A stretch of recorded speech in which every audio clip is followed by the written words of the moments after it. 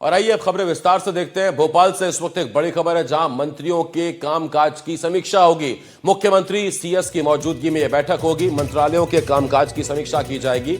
मंत्रियों की समीक्षा बैठक का शेड्यूल भी जारी कर दिया गया है। सीएम सभी मंत्रियों से 1-to-1 चर्चा करेंगे। बैठक में मंत्री अपने 2 साल का रिपोर्ट कार्ड देंगे, अगले 3 सालों का रोड मैप बताएंगे, कमियां और समस्याओं की भी जानकारी दी जाएगी। ये पूरा शेड्यूल भी जारी हो गया है। कल से यानी कि 2 दिसंबर से इसको लेके जो शेड्यूल है वो जारी किया गया और करीब करीब हफ्ते भर तक चलने वाले इस कार्यक्रम में फिलहाल पहले दिन जो है कई विभागों की समीक्षा बैठक रखी गई है। अगर आप बात करते हैं 2 दिसंबर की, तो दोपहर में 2 बजे से ये बैठकें शुरू हो जाएंगी, जो शाम को 5:30 बजे तक चलेंगी।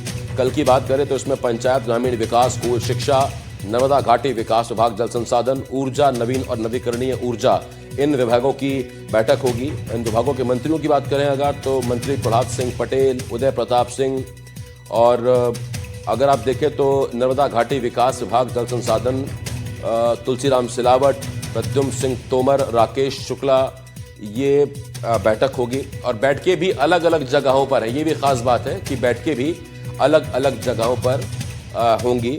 जैसे कुछ बैठकें विधानसभा में होंगी, कुछ वल्लभ भवन में होंगी, भोपाल में ही।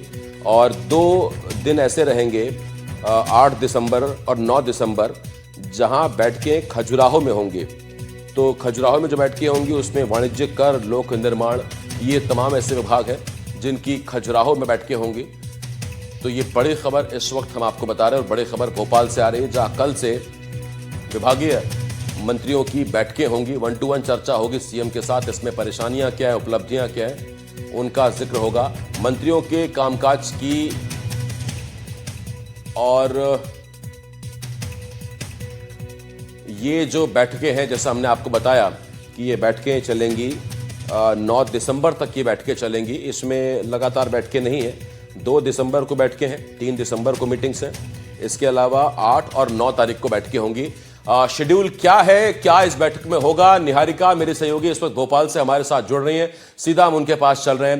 निहारिका, संभवतः 2 साल में शायद पहली बार है जब इस तरह की 1-to-1 चर्चा, विभागीय बैठक हर विभाग की होने वाली है सीएम के साथ। एजेंडा क्या रहेगा, क्या रोड मैप है, क्या ब्लूप्रिंट है इस बैठक का? देखिए, बिल्कुल आसिफ, आप सही कह रहे हैं। ये 2 साल में पहली बार होगा जब सभी मंत्री 1-to-1 चर्चा करके अपना रिपोर्ट कार्ड देंगे।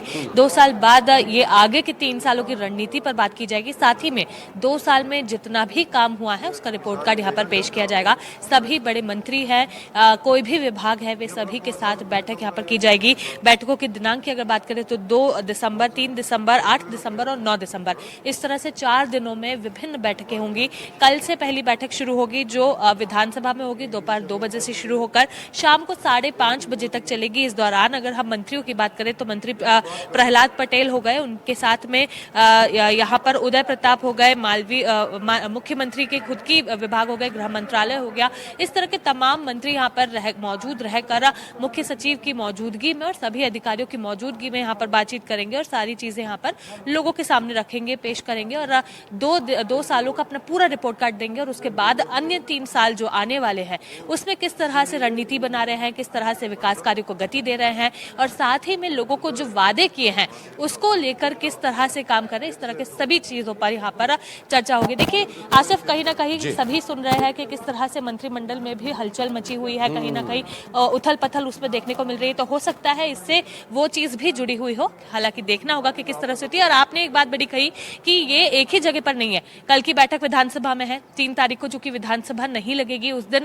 वल्लभ भवन में होगी और उसके बाद 8 और 9 की बैठक खजुराहो में होगी। क्योंकि अगली कैबिनेट बैठक खजुराहो में होने वाली है, इसलिए सभी मंत्रिमंडल के जितने भी मंत्री है वे सभी वहां पर मौजूद रहेंगे और यही कारण है कि खजुराहो में अगली 8 और 9 तारीख की जितनी भी बैठकें रहेंगी वो वहां पर होगी। अब ये देखने वाली बात होगी कि रिपोर्ट कार्ड में क्या कुछ निकलकर सामने आता है। क्या इससे सरकार खुश नजर आती है या फिर किसी को फटकार लगाती है, आगे की जो 3 साल की रणनीति है उसे कैसे बनाती है। जी निहारिका, कहीं ऐसा तो नहीं कि क्योंकि कैबिनेट विस्तार की भी संभावनाएं हैं, सुगबुगाहटें हैं, तो कहीं छटनी से पहले का ये एक वो तो नहीं है कि बुलाया बताया कि मंत्री जी आपने काम ठीक नहीं किया, कल को अगर ना रहे मंत्रिमंडल में तो बुरा मत मानिएगा? आसिफ, आप सही कह रहे हैं। मैंने भी वही कहा कि कहीं ना कहीं सुगबुगाहट है कि मंत्रिमंडल विस्तार हो सकता है, उथल पुथल मची हुई है, बदलाव हो सकते हैं और हो सकता है कि ये एक रिपोर्ट कार्ड पेश की जाए कि आपने क्या किया, क्या नहीं किया, किस तरह से होना चाहिए था, या फिर अगर सभी के रिपोर्ट कार्ड सही होते हैं तो फिर वो बारे में बताए। हालांकि सुगबुगाहट है, ये हलचल मची हुई है।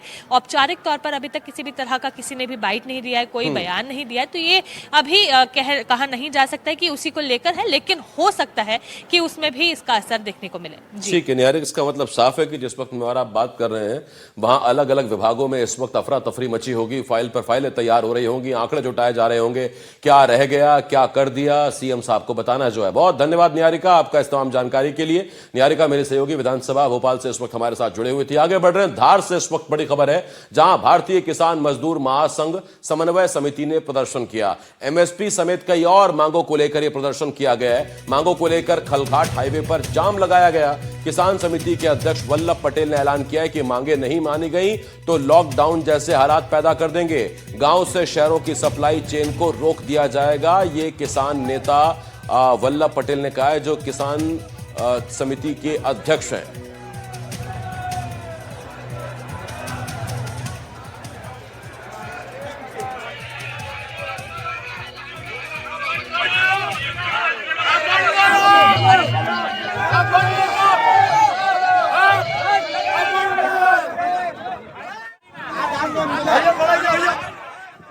बता दूं मैं आपके माध्यम से शासन को भी, ये आंदोलन शांतिपूर्ण और डिसिप्लिन के साथ में व्यवस्थित तरीके से हम आंदोलन को आगे बढ़ा रहे हैं।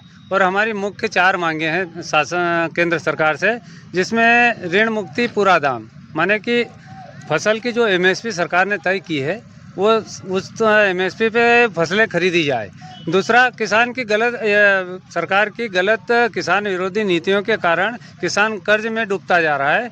इस कारण प्रदेश सरकार किसान की कर्ज मुक्ति करे, जो पिछली सरकार ने घोषणा की थी।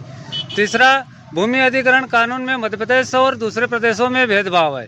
दूसरे प्रदेश में 1 बीघा एक्वायर करने पर 40 लाख मिलते हैं, तो मध्य प्रदेश में 1 बीघा एक्वायर करने पर 20 लाख मिलते हैं।